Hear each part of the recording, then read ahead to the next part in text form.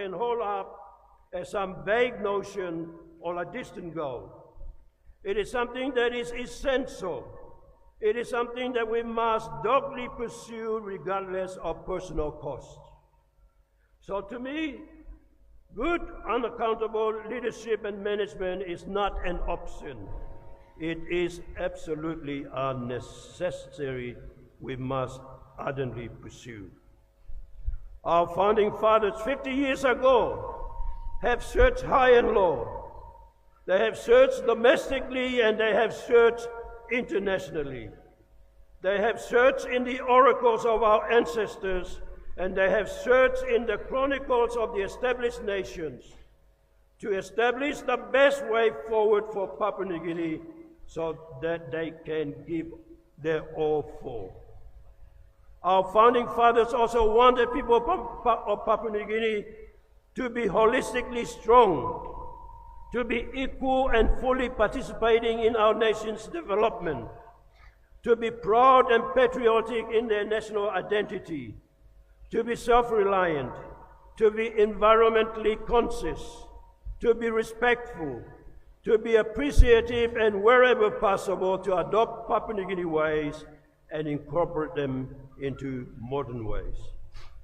The visions were incorporated into Papua New Guinea's constitution, which then gave a legal framework for the birth of a new nation to be known as Papua New Guinea. The Constitutional Committee recommendations were incorporated into national goals and directive principles, which were mostly aspirational. That was then their vision.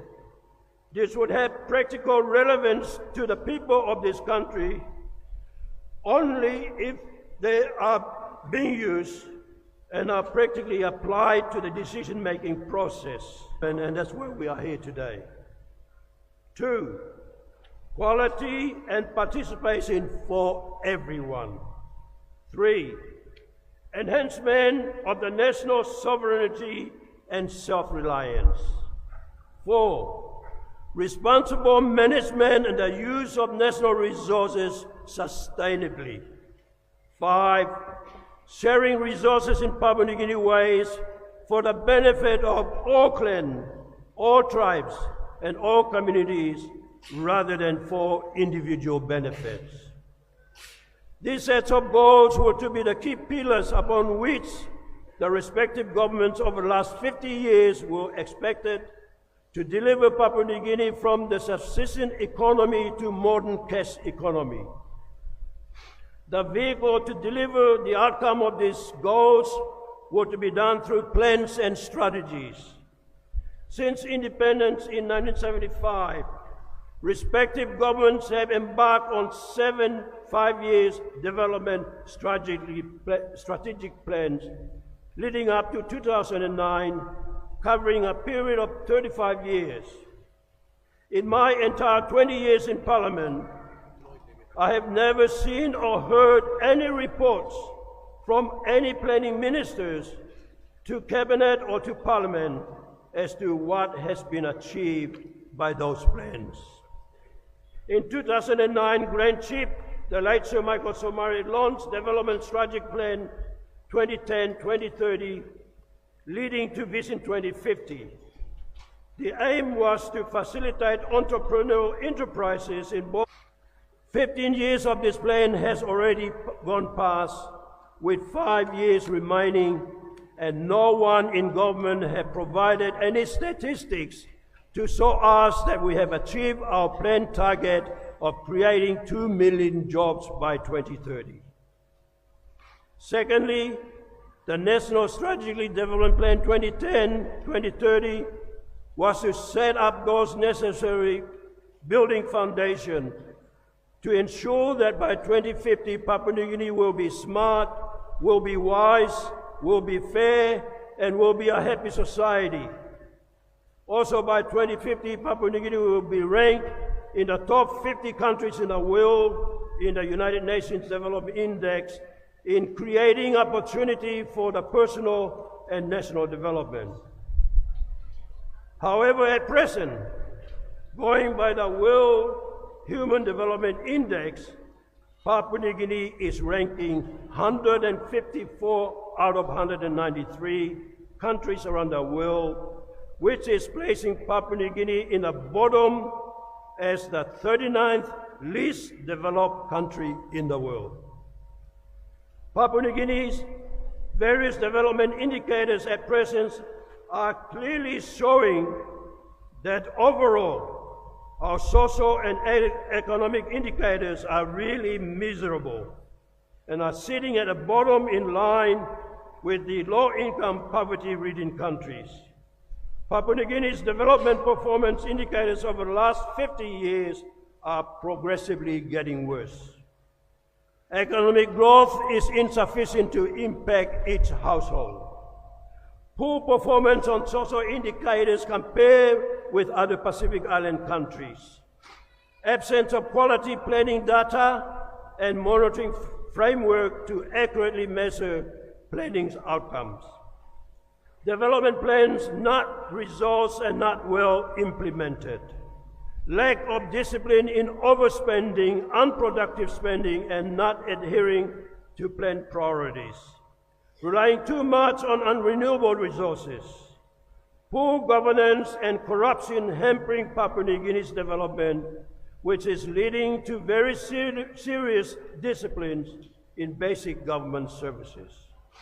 The present coverage and service by the government departments has badly deteriorated progressively over the last 50 years.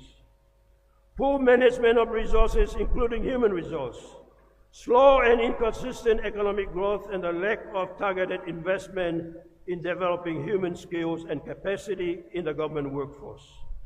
There is a real need for the public servants to have a real sense of purpose by following clear, well-defined career path which leads to creating professional working atmosphere where public servants are so ably skilled that they can positively contribute to the nation building. Our biggest challenge we are facing today is corruption. It is a cancer eating away at the fabric of our society, demands our immediate attention. We must stand together, are united in combating this insidious disease, ensuring future integrity and the bearing of our accountability. Corruption in its many forms, from petty bribery to the large-scale embezzlement, undermines our progress, erodes our trust, and steals our future potential. It is the thief in the night, the saboteur of development, the silent oppressor of our poor people. The money meant for our school, our hospital, our infrastructure is diverted into pockets of a few, leaving our communities struggling to survive. We see the effect of corruption every day. Roads crumble, hospital, health center, clinics, aid posts lack resources, and our children are denied quality education. The very foundation of our society is weakened, leaving us vulnerable to instability and despair.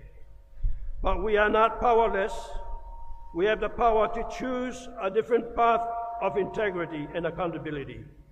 We must demand transparency from our leaders, hold them accountable for their action, and refuse to tolerate corruption in any form. You have a unique opportunity to lead by example. You must begin your career by fostering culture of honesty and ethical behavior. Report instances of corruption not out of fear, but out of commitment for a better future for Papua New Guinea. Let us support organizations that fight corruption, and let us educate our children about the importance of integrity. The fight against corruption is our collective responsibility. It is our duty to stand up, to speak out, and to demand change. Let us set our target today to make Papua New Guinea a beacon of hope, a place where integrity and accountability are not just words, but a normal way of life. Let us choose to be agents of change for a better Papua New Guinea. Once again, let me congratulate you all in your significant milestones. Your journey of learning, of growth, and of dedication has culminated in this moment. Embrace the future with knowledge and the skills you have gained. And remember the importance of ethical leadership and commitment to make positive impact on our beautiful country. You have acquired valuable knowledge and skill in business and public policy. Remember to apply these tools with integrity and commitment to ethical leadership. Our community is very much in need of your talents and your vision. Use your education to make a difference, whether it is in driving economic growth, shaping policy, or serving your country. The path ahead will have its challenges, but remember the resilience and the determinations that brought you to this moment. Embrace your journey, stay curious, and never stop learning. Your contribution to business and public policy will help shape the future. Use your skill, use your knowledge to build a more sustainable, equitable, and prosperous country for all. I wish you all the best in your endeavors. May your future career be fulfilling and your impact be positive in the future development of our beautiful country. God bless.